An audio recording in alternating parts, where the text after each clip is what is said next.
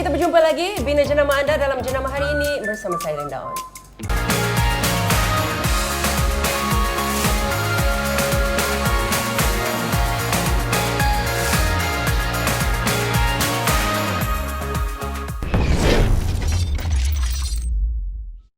Assalamualaikum. Jumpa lagi Jenama hari ini. Saya Linda On, Tuan Hazim daripada Al-Quds, Tuan Haji N. K. Anwar, CEO Unlimited Dreams Sdn Bhd. Okey, dah 2 episod kita bersama dengan Tuan Hazim. Macam-macam kita dah dengar, macam-macam dah kita dah tahu apa yang Al-Quds lakukan untuk pengiklanan dan bekerjasama dengan Unlimited Dreams. Very happy customer and very happy working person.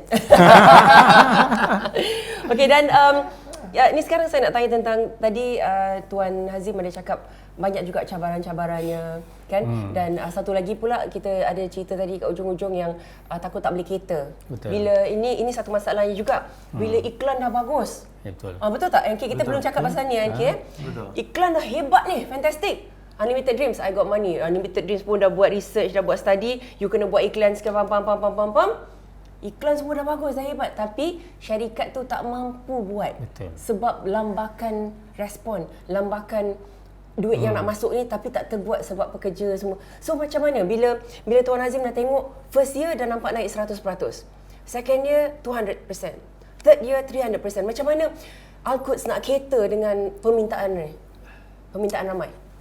Yang apa, kalau dari sudut bisnes umrah ni, sebab iklan TV ni dia pergi kepada seluruh negara, sedangkan kita tak ada cawangan di tak ada cawangan di semua tempat, di seluruh negeri lah, negeri di Malaysia ni kita tak ada cawangan.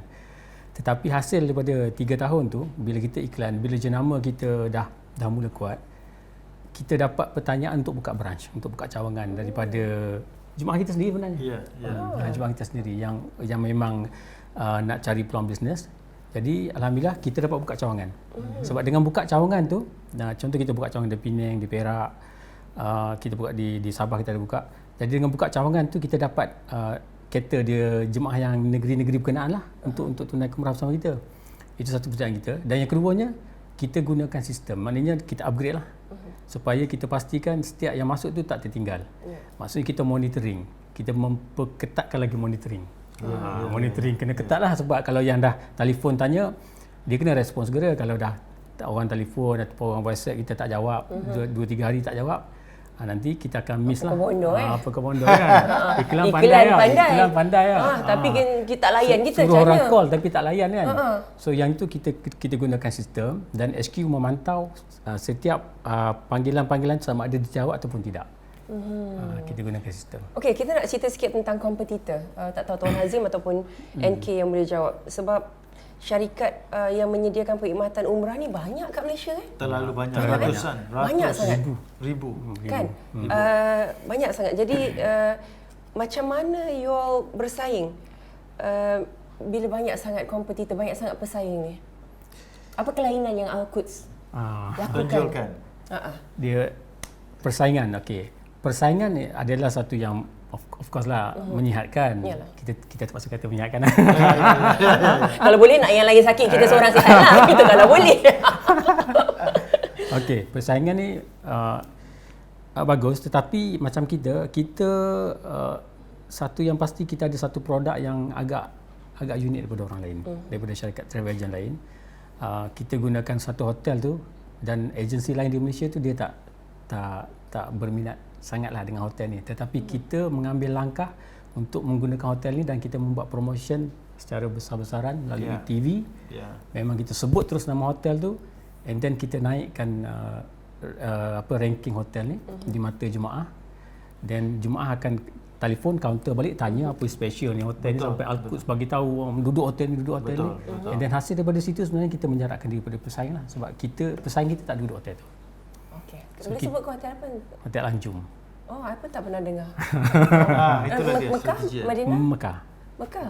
Di Madinah hotel kebanyakan memang kita samalah hotel duduk. Mekah apa? Hotel apa tadi? Anjum. Kat mana tu? Dia di dataran di bangunan tambahan Masjidil Haram. Dia sebelah tu je. Bangunan baru Masjidil Haram yang dibesarkan tu.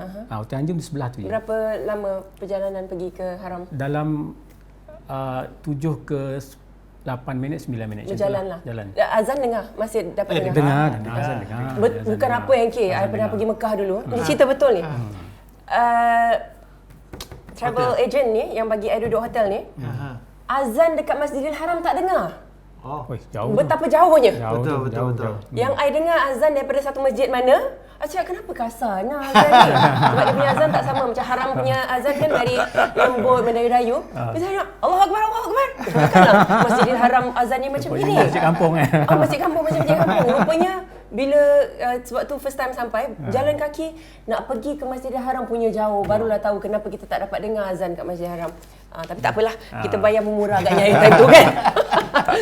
Okey, jadi itu tentang kompetitor. Maknanya tadi jawapan kompetitor tadi kita pemisahan produk lah. Yalah.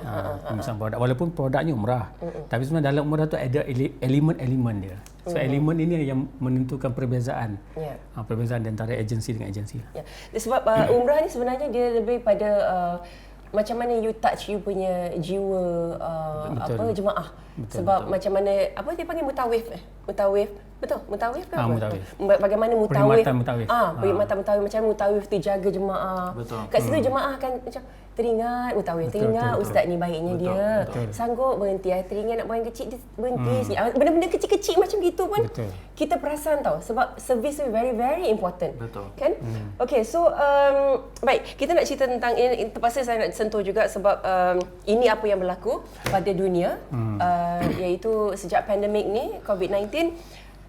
Travel bermasalah, hotel ada bermasalah. Nak pergi ke sana ke sini, tapi airlines ada masalah. Banyak sebenarnya bisnes yang terganggu, banyak bidang yang terganggu, yang terkesan. Terutama ni lah dari sudut nak terbang ke sana ke sini tu tak boleh tu. Dan umrah dah tak boleh lagi dah. Berapa ramai orang komplain cakap tak dapat pergi umrah tahun ni. Kan? Jadi bagaimana Al-Quds? Saya pasti jawapannya bila tanya terkesan atau tidak, of course terkesan. Apa yang Tuan Hazim boleh kata tentang ni? PKP dan sebagainya. Memang sangat terkesan.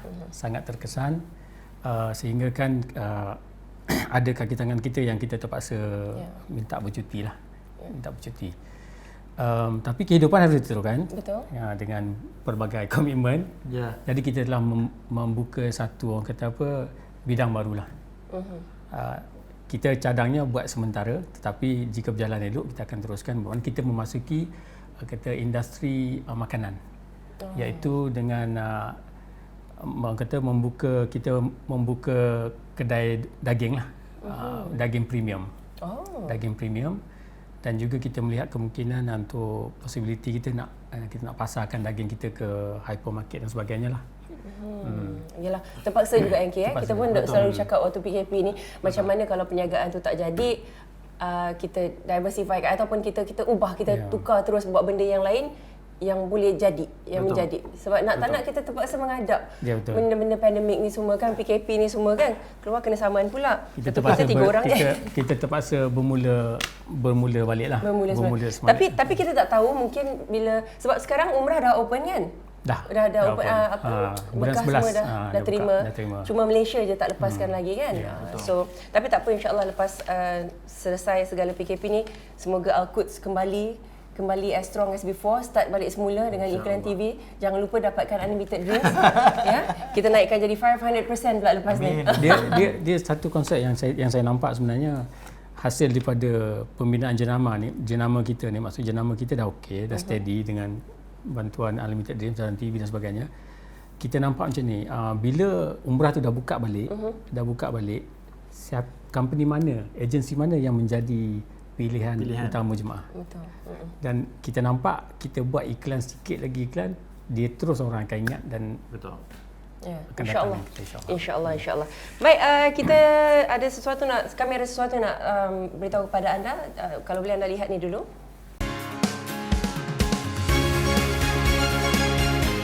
Jom join Unlimited Branding Workshop kami. Kita dengar rahsia jutawan-jutawan secara percuma. Kita naikkan level penjenamaan perniagaan kita. Jangan tunggu lama-lama. Dan jangan lupa untuk join grup Telegram Unlimited Branding Workshop.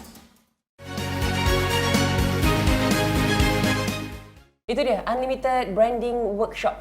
Okey. NK, boleh terangkan tentang Unlimited Branding Workshop ni? Unlimited Branding Workshop kali pertama kita buat julung-julung kalinya, Tuan Hazim. Kita buat pada tarikh ini 30 hari bulan November 2020 jam 8.30 malam. Kita menjemput mereka-mereka business owner yang ada menghadapi cabaran, kesusahan untuk menaikkan jenama mereka, menaikkan sale jualan mereka, tak tahu macam mana nak bersaing dengan pesaing-pesaing kita yang terlalu banyak ni. Bagaimana kita nak memperkenalkan produk kita dan perkhidmatan kita. Saya akan berkongsi dengan mereka secara percuma. Kita berkongsi dalam workshop branding, unlimited branding workshop ini secara percuma dan secara virtual, secara online.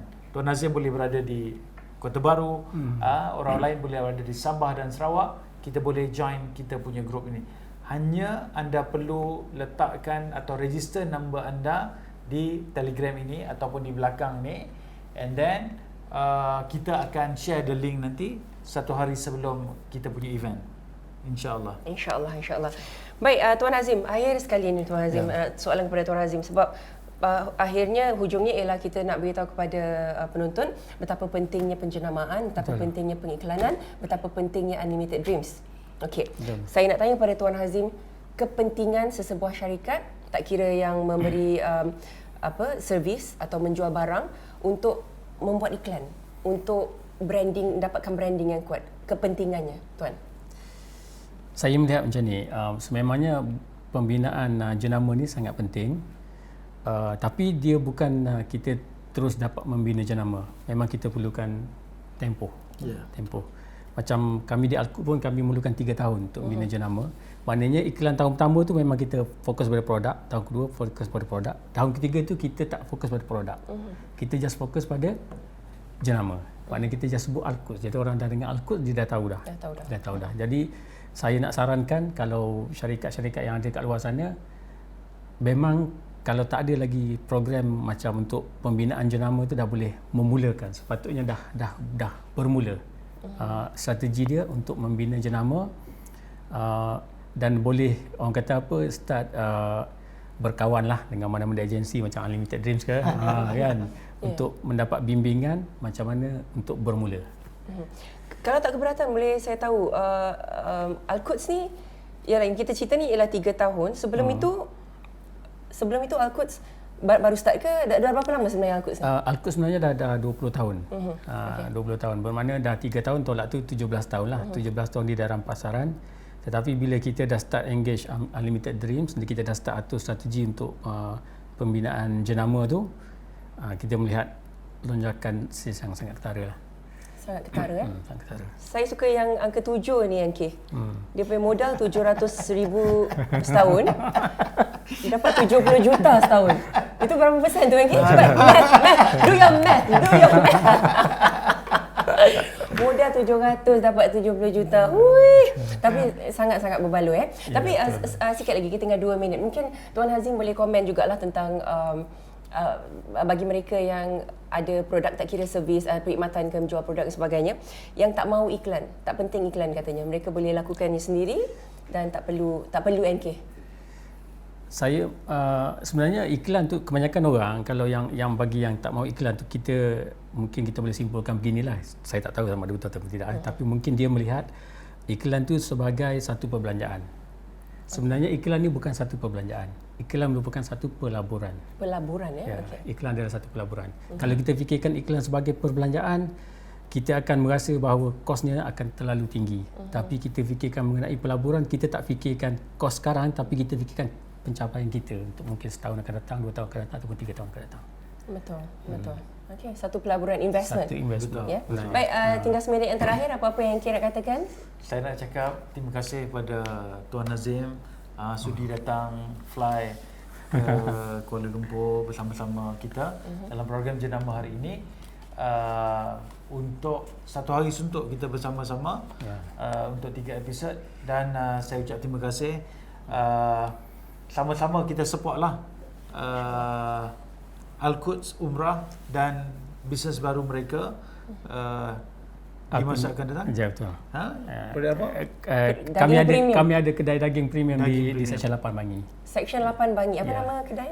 Dunia Daging. Dunia Daging. Ataupun boleh layari duniadaging.com. Ni dia logo dia. Duniadaging.com untuk dapatkan daging secara online. Kita hantar terus ke rumah anda. Ke rumah anda. Kita tunggu iklan tu keluar TV Ya. Kan? Betul, insya-Allah. Baiklah, terima kasih Tuan Hazim daripada Al-Quds Umrah NK. Kita jumpa lagi nanti esok. InsyaAllah. Pada anda, bina jenama anda dalam jenama hari ini bersama saya Linda On. Bye-bye. Assalamualaikum. Salam.